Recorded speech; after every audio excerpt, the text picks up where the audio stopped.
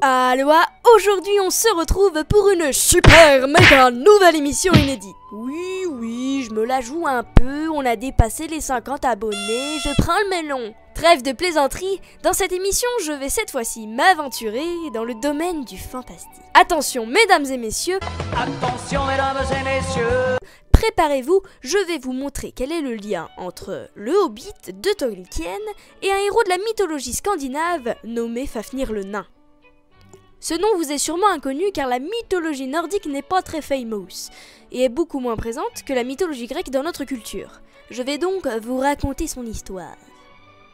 Un beau jour de printemps, les dieux Odin, Loki et Onir se promènent tranquillou près d'une rivière quand tout à coup, ils aperçoivent une loutre. Oh, trop choupinette. Pour leur plus grand plaisir, ils la tuent. Oh, pas choupinette. Mais c'est le drame, car en fait, cette loutre n'est autre que le fils de Redmar, le roi avare des nains. Oui, parce que voilà, le trip du mec, en fait, c'est de se changer en loutre, en marmotte et tout ce qui s'ensuit, et de se balader dans la rivière, en fait, tu vois ce que je veux dire? Pour se venger, Redmar, à l'aide de son autre fils Fafnir, va emprisonner les dieux et leur exiger une énorme quantité d'or. Culotter le nain pour enfermer des dieux et leur piquer leur pèse. Mais les dieux n'ayant pas un sou en poche, ils s'emparent de la fortune du nain Andvari qui n'a absolument rien demandé, dont un anneau que ce dernier aurait voulu garder. Petit aparté, Tolkien s'est sans doute inspiré de ce passage pour son livre Le Seigneur des Anneaux, avec l'anneau, Gollum, mon précieux, tout ça quoi. Andvari, dépouillé, lance alors une malédiction sur son trésor de sorte à ce que aucun nain ne puisse le posséder. Les dieux, gentils, donnent alors le trésor à Redmar, mais le préviennent du maléfice. Fafnir, voulant devenir blindé de thunes, tue son père et récupère tout le trésor. Il se transforme alors en un dragon pour éviter la mort et se couche sur son or pour le garder. Je vais maintenant faire le lien avec le Hobbit.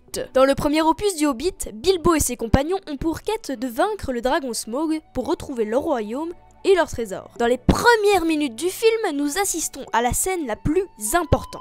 Bilbo effectue un retour dans le passé, un flashback bitches, et nous raconte le temps où les nains étaient un peuple très puissant. On y voit par ailleurs le roi nommé Tror. Et bim, je fais le lien. Pour créer son personnage de Tror, Tolkien s'est inspiré du nain Fafnir. Leur principale caractéristique est qu'ils sont tous les deux des gros radins et fanatiques des joyaux. C'est d'ailleurs cette avarice qui va tous les deux les conduire à leur perte. Petite chose à savoir, les dragons sont attirés par l'or. Tror va se faire cuire telle une merguez par le dragon Smaug, et Fafnir, étant devenu un dragon, va quant à lui rester prisonnier dans la salle du trésor. Voici quelques images pour vous éclairer sur l'avarice de nos deux compères. Et c'est là qu'ils le trouvèrent, cœur de la montagne. Tror l'appela le joyau du roi. Il y vit un signe, le signe qu'il était roi de droit divin. Tous devraient lui rendre hommage.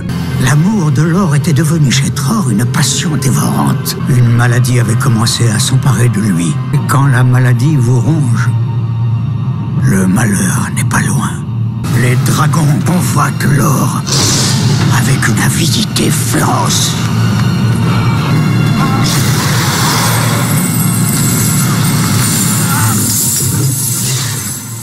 La mythologie nordique est donc très présente dans les œuvres de Tolkien. Je pourrais vous citer bien d'autres exemples, mais ces derniers apportent une touche de moralité. Partagez vos biens avec autrui. Traduction.